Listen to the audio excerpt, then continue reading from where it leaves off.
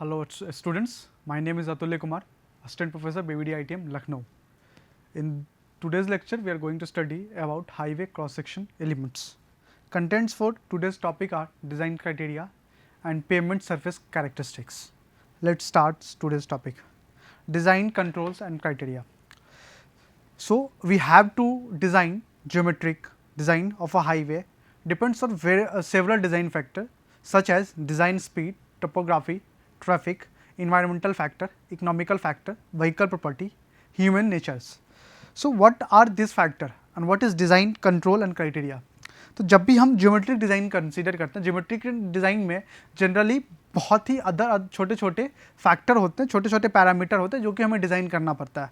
उनके डिज़ाइन जब भी हम उनकी डिज़ाइन करते हैं, जब भी हम उनकी ऑप्टिमम वैल्यू कैलकुलेट करते हैं, तो उनकी केस में हमें इन सब पैरामीटर का सबसे ज़्यादा ध्यान रखना पड़ता है, जिसमें से आता है सबसे पहला आता है डिज़ाइन स्पीड, दूसरा आता है टोपोग्राफी, तीसरा traffic, environmental factor, economical factor, vehicle property and human nature. Design speed का जो मतलब होता है, डिज़ाइन स्पीड जो होता है वो डिज़ाइन स्पीड जो होती है वो व्हीकल की डिज़ाइन स्पीड की बात नहीं हो रही है, ये रोड की डिज़ाइन स्पीड की बात हो रही है, रोड की डिज़ाइन स्पीड की बात हो रही है. और ये इसीलिए इम्पॉर्टेंट होता है कि जो मैक्सिमम जो ज्योमेट्रिक एलिमेंट है, मैक्सिमम जो ज्योमेट्रिक एलिमेंट है वो इसी पे डिपेंड करते हैं. मैक्सिमम जो ज्योमेट्रिक एलिमेंट होते हैं वो रोड डिज़ाइन स्पीड पे ही डिपेंड करते हैं, चाहे वो अपना सुपर एलिवेशन हो या साइड डिस्टेंस हो, ओवरटेकिंग साइड डिस्टेंस हो, ट्रांजिशन कर्व हो, हॉरिजॉन्टल कर्व हो, वैली कर्व हो, सभी का सभी मैक्सिमम जो है वो डिज़ाइन स्पीड पे कंसिडर करते हैं. नेक्स्ट जो होता है वो होता है टोपोग्राफी. टोपोग्राफी मतलब होता है कि हमारा जो टेरेन है उसकी कंडीशन क्या है. टेरेन कंडीशन का मतलब होता है कि हमारा जो ट्रेन है वो प्लेन है या रोलिंग है. रोलिंग का क्या मतलब होता है? रोलिंग का मतलब हुआ कि हिली रीजन है या वैली है, हिली है या वैली रीजन है. और प्लेन मतलब समतल, समतल एकदम सिंपल, कोई ज़्यादा अंडुलेशन नहीं है उसमें, एकदम सिंपल. नेक्स्ट जो फैक्टर होता है वो होता है ट्रैफिक. ट्रैफिक का मतलब होता है कि जो भी हम जो भी रोड हम कंस्ट्रक्ट कर रहे हैं उस रोड पे डिज़ाइन ट्रैफिक कितना है, मतलब हम कितना ट्रैफिक कंसीडर कर रहे हैं. ट्रैफिक का मतलब होता है कि एक पर्टिकुलर सेक्शन में कितना नंबर ऑफ व्हीकल जो है एक पर्टिकुलर टाइम में पास कर रहा है. ये हम ट्रैफिक इंजीनियरिंग जब पढ़ेंगे तब हम उसकी बात करेंगे, लेकिन अभी समझने के लिए बस इतना समझ लें. ट्रैफिक का मतलब होता है कि कितना व्हीकल उस रोड पे डेली कम्यूट करेगा, डेली मूव करेगा, वो होता है ट्रैफिक में. नेक्स्ट आता है इन्वायरमेंटल फैक्टर. इन्वायरमेंटल फैक्टर का मतलब आता है कि उस रोड उस पे जब ट्रैफिक आएगी तो कुछ ट्रैफिक में नॉइज़ पॉल्यूशन, एयर पॉल्यूशन तो कॉमन सी बात है, वो तो होना ही है. दूसरा जो इन्वायरमेंटल फैक्टर जो होता है वो होता है कि अचानक से जब एक रोड बनता है तो वहाँ पे इंसान का भी टू एंड फ्रो मोशन शुरू हो जाता है. वहाँ से इंसान या तो बाहर जाते हैं या वहाँ पे आते हैं, जिसके कारण से क्या होता है कि जो भी एनवायरनमेंट में जो भी नेचुरल रिसोर्सेज है उसका कंजम्पशन बढ़ जाता है, तो उसका भी कंसीडर हमें करना पड़ता है economical factor, environmental factor. Next जो आता है वो आता है इकोनॉमिकल फैक्टर. इकोनॉमिकल फैक्टर जब भी आपको कहीं भी ट्रांसपोर्टेशन में दिखे या इंजीनियरिंग में कहीं भी इकोनॉमिकल फैक्टर कंसीडर करें तो वहाँ पे तीन चीज़ आपको सबसे पहले लेना पड़ेगा. जब भी सिविल इंजीनियरिंग की बात करें वो होता है इनिशियल कॉस्ट, जिसका मतलब हम लोग ने अभी जस्ट पढ़ा था. इनिशियल कॉस्ट का मतलब होता है कि कंस्ट्रक्शन कॉस्ट. दूसरा होता है मेंटेनेंस कॉस्ट, और लास्ट जो होता है वो होता है व्हीकल यूजर कॉस्ट या व्हीकल ऑपरेशन कॉस्ट बोल सकते हैं, व्हीकल ऑपरेशन कॉस्ट. ये तीन फैक्टर लिया जाता है. इसमें से हमें ऑप्टिमम करना है, मतलब कि कम इकोनॉमिकल में मैक्सिमम बहुत ही अच्छा रोड हमें कंस्ट्रक्ट करना हो, उसके लिए भी ये कंसिडर किया जाता है. नेक्स्ट आता है व्हीकल प्रॉपर्टी. व्हीकल प्रॉपर्टी का मतलब हुआ कि व्हीकल की चौड़ाई कितनी है, उसका वेट कितना है, उसका व्हील की चौड़ाई कितनी है, एक्सेट्रा. अब इसका क्या इम्पैक्ट आता है, देखिए कभी कभी हम लोग जब भी गांव में जाते हैं, जनरली जब हम लोग अपने अपने गांव विजिट करते हैं तो गांव की रोड जो होती है वो जनरली सिंगल लेन होती है. गांव की रोड जनरली सिंगल लेन होती है और सिंगल लेन की जो विड्थ होती है वो जनरली 3.5 मीटर लिया जाता है. तो आप जब भी इस रोड से ट्रैवल कर रहे हैं तो कार वगैरह तो आराम से पास कर जाती है, लेकिन सपोज करिए कि आप इस साइड से आप जा रहे हैं अपनी कार में बैठ के, इस साइड से आप अपनी कार में, और सामने से एक ट्रक आ रही है, तो ट्रक की जो विड्थ होती है, ट्रक की जो चौड़ाई होती है वो कार के रिस्पेक्ट में ज़्यादा होती है. अप्रॉक्सीमेटली वो 3.5 मीटर के बराबर में ही होती है। तो उस केस में हमें क्या करना, हम लोग जो इस कार में बैठे हुए हैं, हमें रोड को क्रॉस करने में, रोड के ऊपर में ट्रैवल करने में डिफिकल्टी होती है, हमें रोड से गाड़ी को नीचे उतारना पड़ता है, नीचे वाले नेक्स्ट वाले पोर्शन पे डालना पड़ता है। इसका मतलब क्या हुआ कि रोड की चौड़ाई भी बहुत ही इंपॉर्टेंट फैक्टर व्हीकल की जो चौड़ाई होती है, विथ होती है, वो भी इंपॉर्टेंट फैक्टर फेल करती है। दूसरी होती है व्हीकल की विथ, व्हीकल की वेट। वेट का मतलब क्या हुआ कि वेट डिसाइड करेगा कि पेमेंट की थिकनेस कितनी होनी चाहिए। जितना ज़्यादा व्हीकल का वेट होगा उतना ही ज़्यादा पेमेंट की थिकनेस होती है, उतना ही मोटा पेमेंट होगा, ताकि पेमेंट उसकी लोड को झेल पाए, उसकी लोड को कंज्यूम कर पाए। उसका ह्यूमन नेचर में अभी हम आगे पढ़ेंगे। एक थ्योरी आती है PIV थ्योरी, PIV थ्योरी जी। PIV थ्योरी में हम डिस्कस करेंगे कि कैसा ह्यूमन का जो ब्रेन होता है उसका इफेक्ट होता है कि रोड पे जब भी हम ट्रैवल करते हैं तो वो भी एक इंपॉर्टेंट रोल प्ले करता है। जैसे कि उसमें एक पार्ट आता है रिएक्शन टाइम। रिएक्शन टाइम मतलब होता है कि हमने जो गाड़ी को देखा, हमने अपने सामने वाली को गाड़ी को देखा और हमारे ब्रेन को उस इंफॉर्मेशन को सिंथेसाइज करने में जितना टाइम लगा, उस टाइम को हम लोग बोलते हैं रिएक्शन टाइम। तो ये भी बहुत ही इंपॉर्टेंट फैक्टर प्ले करता है। अगर सपोज करें कि हमारा ध्यान कहीं और रहे, इसका मतलब हमारा रिएक्शन टाइम क्या हो जाएगा, बढ़ जाएगा। रिएक्शन टाइम बढ़ जाएगा तो हम ब्रेक अप्लाई करने में ज़्यादा टाइम कंज्यूम करेंगे। उसके कारण क्या हो सकता है कि हमें एक्सीडेंट हमारा हो जाए। इसके लिए भी ह्यूमन नेचर भी बहुत ही इंपॉर्टेंट रोल प्ले करता है, ताकि अगर सपोज करिए कि खुदा ना खास्ते किसी का भी ध्यान या उनका रिएक्शन टाइम ज़्यादा हो गया, तो इस हिसाब से रोड कंस्ट्रक्ट होना चाहिए कि एक्सीडेंट का जो सिचुएशन होगा या उसकी सिविरिटी हो वो कम हो जाए। तो पेमेंट का जो ज्योमेट्रिक डिज़ाइन होता है, उसमें सबसे पहला ज्योमेट्रिक डिज़ाइन हम लोग बात करेंगे payment surface characteristic. Payment surface का नाम से पता चल रहा है, सरफेस किसका, पेमेंट का सरफेस, यानी कि रोड के सरफेस का क्या कैरेक्टरिस्टिक्स होगा, क्या उसका क्राइटेरिया होगा, क्या कंडीशन होगा, हम उसकी बात करेंगे।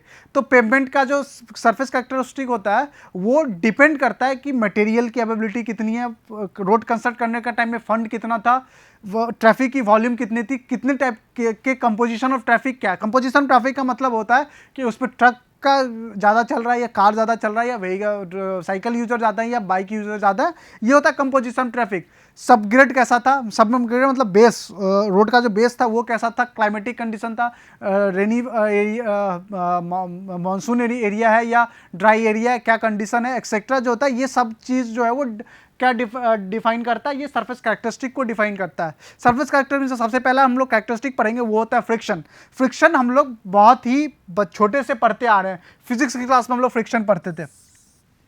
फ्रिक्शन लेकिन यहाँ पे फ्रिक्शन किसकी बात कर रहे हैं, फ्रिक्शन हम बात कर रहे हैं व्हीकल की टायर और पेवमेंट के बीच में। फ्रिक्शन हम बात कर रहे हैं किसके बीच में, ये हमारा पेवमेंट है, ये पेवमेंट है और इसके ऊपर में हमने ये व्हीकल की टायर है। यहाँ जो कांटेक्ट एरिया है, ये जो कांटेक्ट एरिया है, इस कांटेक्ट एरिया पे जो फ्रिक्शन आ रहा होगा, हम इस फ्रिक्शन की बात करेंगे। हम इस फ्रिक्शन की बात करेंगे अपने इस स्टडी में, इस फ्रिक्शन की बात करेंगे कि कांटेक्ट एरिया के बीच में, किसके कांटेक्ट एरिया, व्हीकल के टायर और पेवमेंट का जो कांटेक्ट एरिया, इनके बीच में जो फ्रिक्शन लग रहा होगा वो हम उसकी बात करेंगे। किसके लिए, अब इसकी बात किसके लिए किया जाए, ये किसके लिए जरूरत होगा, फ्रिक्शन की स्टडी डिजाइन यूजफुल की जाएगी कि उस रोड पे की डिज़ाइन स्पीड कितनी होनी चाहिए और उस रोड पे स्टॉपिंग डिस्टेंस कितनी होनी चाहिए, रोड पे डिज़ाइन स्पीड कितनी होनी चाहिए और स्टॉपिंग डिस्टेंस कितनी होनी चाहिए। देखिए इन दोनों का सबसे, ये जो डिज़ाइन स्पीड है ना, ये ऑपरेटिंग स्पीड है या डिज़ाइन स्पीड बोल सकते हैं, ये डायरेक्टली रिलेटेड होता है स्टॉपिंग डिस्टेंस से, ये डायरेक्टली रिलेटेड होता है स्टॉपिंग डिस्टेंस से। अब जितना ज़्यादा डिज़ाइन स्पीड होगा उतना ही ज़्यादा स्टॉपिंग साइड डिस्टेंस होगा। साइड डिस्टेंस मतलब कि उतना ही ज़्यादा व्हीकल को रुकने के लिए समय चाहिए, क्योंकि स्पीड ज़्यादा है तो ज़्यादा से ज़्यादा डिस्टेंस वो ट्रेवल करेगा। और ये फ्रिक्शन पे किस तरीके से डिपेंड कर रहा है, हम इसकी भी स्टडी करेंगे आगे के लेक्चर में। लेकिन जब रोड अभी तक हम लोग पढ़ते आए थे सिर्फ फ्रिक्शन, हम लोग टाइप ऑफ फ्रिक्शन नहीं पढ़े थे, फ्रिक्शन कितने टाइप के होता है। लेकिन जब आप ट्रांसपोर्टेशन की बात करेंगे तो फ्रिक्शन दो टाइप के होते हैं। पहला जो फ्रिक्शन होता है वो होता है लॉन्गिट्यूडनल फ्रिक्शन और दूसरा जो फ्रिक्शन होता है वो होता है लेटरल फ्रिक्शन। लॉन्गिट्यूडनल फ्रिक्शन का क्या मतलब होता है, ये हमारा रोड है, ये रोड की लेंथ है, ये हमारा रोड है और इस रोड की लेंथ है, इस लेंथ के अलोंग जो फ्रिक्शन लग रहा होगा, ये जो फ्रिक्शन लग रहा है ये फ्रिक्शन होता है लॉन्गिट्यूडनल फ्रिक्शन।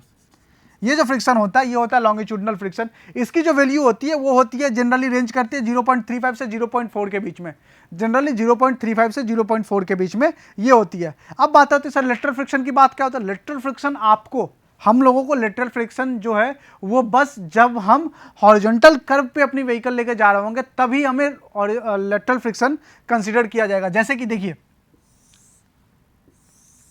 ये हमारा व्हीकल है, ये v वेलोसिटी से मूव कर रहा होगा, तो जब भी कर्व पे व्हीकल मूव कर रहा हो तो यहाँ पे क्या होता है सेंट्रीपिटल फोर्स लग रहा होगा, जिसकी वैल्यू कितनी होती है? इसकी वैल्यू होती है mv²/r।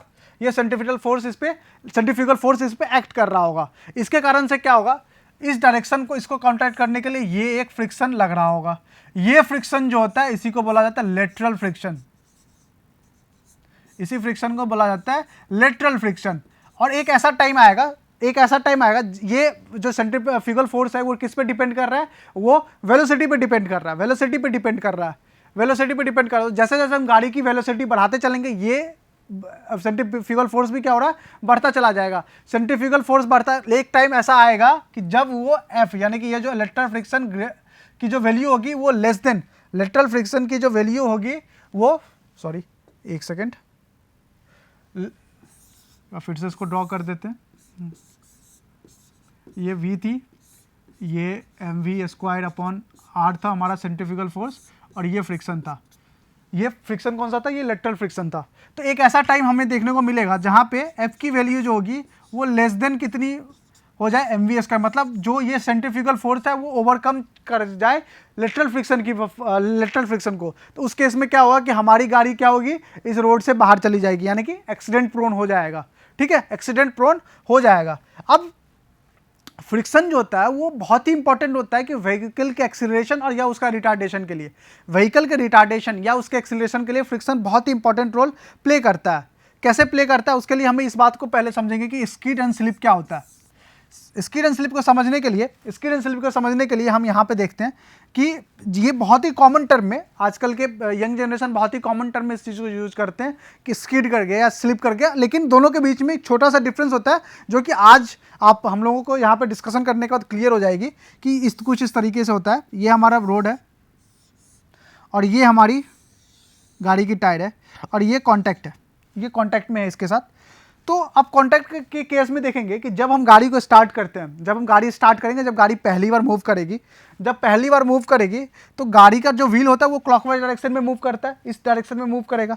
इस डायरेक्शन में जब मूव करेगा तो ये डायरेक्शन ऑफ मूवमेंट यानी कि वेलोसिटी इस डायरेक्शन में है। हमें पता है कि फ्रिक्शन उस टाइम पे लगता है, उस डायरेक्शन में लगता है उसके अपोजिट डायरेक्शन में, जिस डायरेक्शन में हमारी व्हीकल मूव कर रही है, यानी कि हमारा व्हीकल का टायर का मूवमेंट क्या है? इस डायरेक्शन में है, तो फ्रिक्शन क्या हो रहा है? इस डायरेक्शन में लगेगा, ये लगेगा फ्रिक्शन।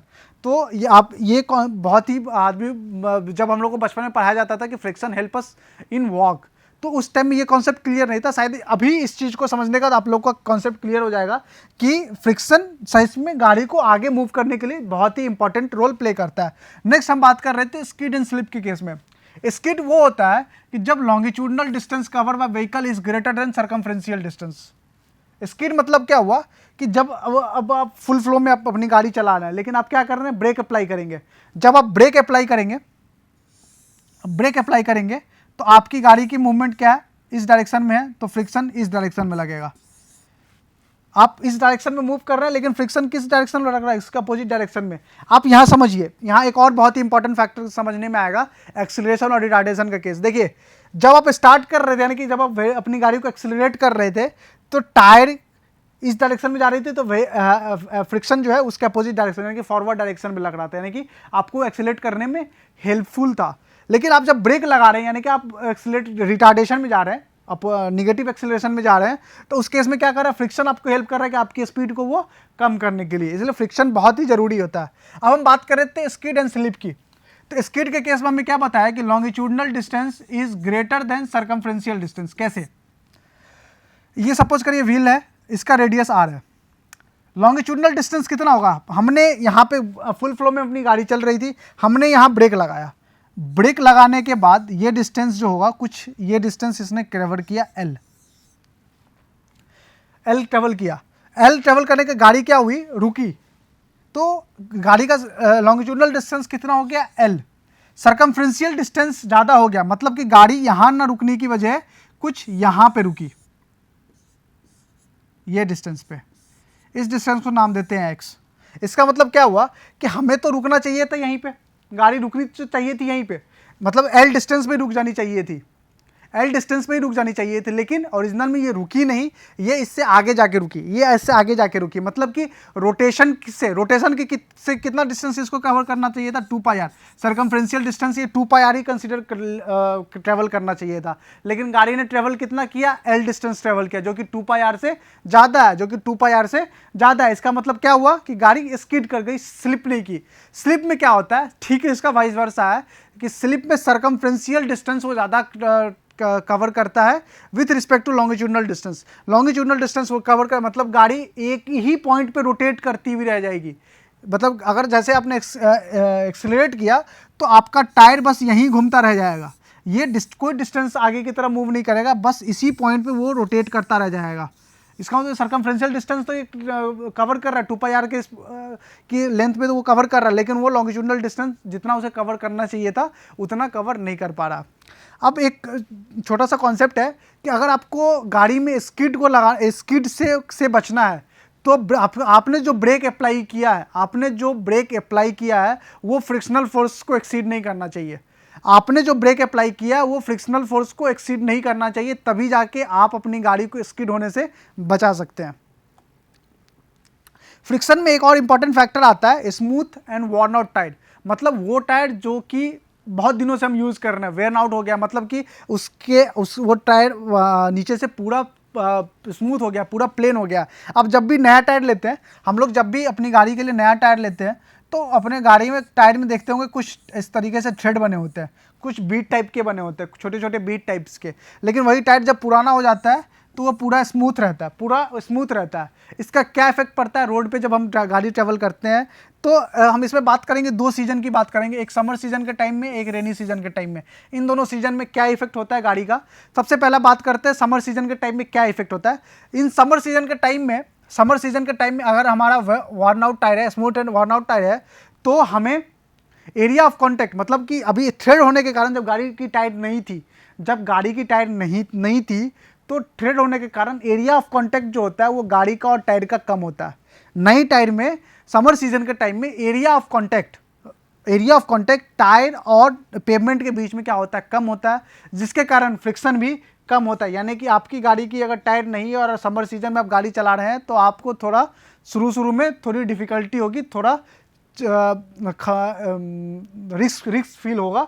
लेकिन अगर वही आप समर सीजन में अगर स्मूथ पुरानी टायर यूज़ कर रहे हैं तो उसके केस में क्या होता है, एरिया ऑफ कॉन्टैक्ट ज़्यादा होता है। इसका मतलब क्या होता है कि आपके फ्रिक्शन भी ज़्यादा होता है, उसके कारण ब्रेकिंग कैपेसिटी भी, मतलब गाड़ी पे जल्दी से जल्दी ब्रेक लगेगा।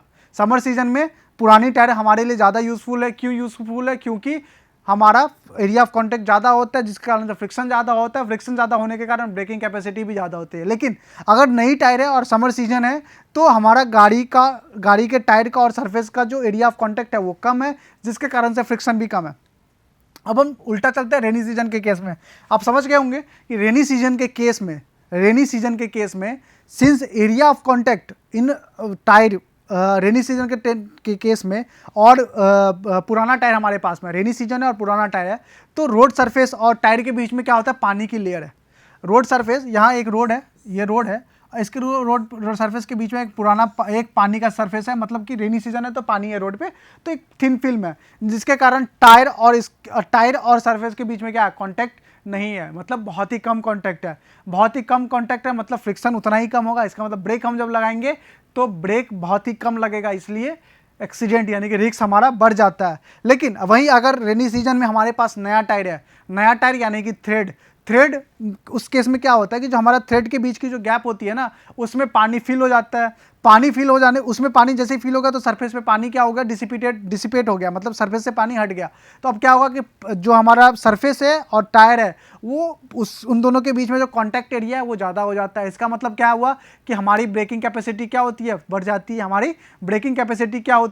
यानी कि रेनी सीजन में नई टायर आपके लिए यूज़फुल है और समर सीजन में हमारे लिए कौन सी टायर यूज़फुल है, पुरानी टायर बहुत ही ज़्यादा यूज़फुल है। अब ऐसा कौन कौन सा फैक्टर होता है जो कि फ्रिक्शन और स्किड रेसिस्टेंस को अफेक्ट करता है? ऐसा कौन कौन सा फैक्टर होता है जो कि फ्रिक्शन और स्किड रेसिस्टेंस को इफेक्ट करता है? इसमें सबसे पहला जो होता है वो होता है type of pavement. Type of pavement मतलब होता है कि कौन से पेवमेंट पे आप गाड़ी चला रहे हैं। तो इसमें से पेवमेंट मतलब होता है या तो आप सीमेंट कंक्रीट का पेवमेंट पे चला रहे हैं, या बिटुमिनस कंक्रीट के पेवमेंट पे चला रहे हैं, या वाटर बॉन्ड मैकेडेम पे चला रहे हैं, किस पे से आप चला रहे हैं इस पे डिपेंड करता है। तीसरा होता है पेवमेंट के सरफेस का रफनेस। रफनेस मतलब कि पेवमेंट का सरफेस स्मूथ है या रफ है। अगर रफ है तो कॉन्टैक्ट एरिया ज़्यादा है, इसका मतलब फ्रिक्शन ज़्यादा लगेगा, ब्रेकिंग एफिशिएंसी आपकी ज़्यादा हो जाएगी। लेकिन अगर कंप्लीटली स्मूथ है, जो कि रेनी सीजन के केस में हम फील करते हैं, पानी होने के कारण, पानी का लेयर होने के कारण, स्मूथ लेयर फिल्म होने के कारण कि सरफेस स्मूथ है, जिसके कारण से क्या होता है, एरिया ऑफ कॉन्टैक्ट कम होता है, यानी इसका मतलब ब्रेकिंग कैपेसिटी एफिशिएंसी क्या होती है, कम होती है। Condition of pavement surface, wet और ड्राई, सेम केस है। अगर समर सीजन है तो ड्राई रहता है, और रेनी सीजन है तो सरफेस स्मूथ होता है। डिपेंड करता है कि कौन सा टायर आप यूज़ कर रहे हैं। स्मूथ और ड्राई होने का एक और केस है कि अगर किसी एक्सीडेंट के कारण सरफेस रोड के सरफेस पे अगर ऑयल गिर गया, ऑयल चाहे वो इंजन ऑयल हो या पेट्रोल कंजम्पशन ऑयल हो, गिर गया, जिसके कारण से क्या हो गया कि सरफेस हमारा स्मूथ हो गया, इसका मतलब वो हमारा रोड क्या, वो एक्सीडेंट प्रोन हो गया। रोड क्या है, वो एक्सीडेंट प्रोन हो गया। एक्सीडेंट प्रोन हो गया उस केस में क्या होगा कि हमें ध्यान से चलाना पड़ेगा, क्योंकि हमें जितनी ब्रेकिंग एफिशिएंसी चाहिए, यानी कि जितना फ्रिक्शन चाहिए हमें मैक्सिमम ब्रेकिंग एफिशिएंसी के लिए, हमें उतना नहीं मिल पाएगा। नेक्स्ट बात, type and condition of tyre. हमने अभी जस्ट पढ़ा था कि कौन सा टायर यूज कर रहे हैं, नई टायर यूज कर रहे हैं, पुराना टायर यूज कर रहे हैं। आजकल टायर में भी डिफरेंट टाइप के टायर होते हैं। जैसे कि आप जब भी एक रेसिंग बाइक में देखिएगा तो रेसिंग बाइक में जो टायर होती है वो टायर स्मूथ होती है, और उसमें थ्रेड भी बहुत आपको कम मिलेंगे। क्यों कम मिलेंगे? क्योंकि आप समर सीजन वाला केस अप्लाई करेंगे। समर सीजन में अगर टायर स्मूथ है, यानी कि पुरानी टायर है, तो उसमें फ्रिक्शन ज़्यादा मिलता है, ब्रेकिंग एफिशिएंसी ज़्यादा मिलती है। फ्रिक्शन ज़्यादा मिलने के कारण जो इनिशियल एक्सेलरेशन होता है ना, वो ज़्यादा मिलता है। इनिशियल एक्सेलरेशन ज़्यादा मिलता है, ठीक है। ओके, नेक्स्ट जो हम लोग बात करेंगे वो बात करेंगे speed of vehicle. Speed of vehicle भी बहुत इंपॉर्टेंट फैक्टर प्ले करता है।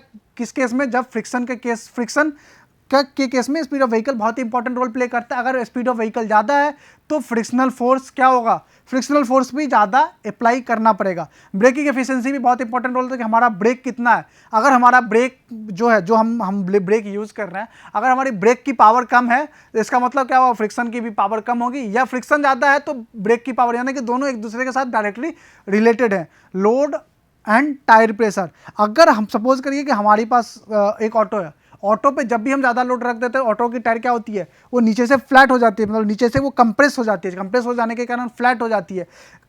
अभी इस तरीके से सपोज करते हैं कि हमारा टायर कुछ इस तरीके से है, तो अभी कॉन्टैक्ट एरिया कितनी दूर है, इतनी दूर है।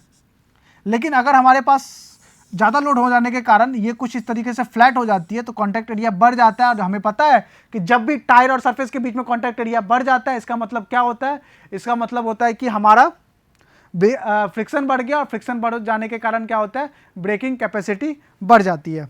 Okay, thank you.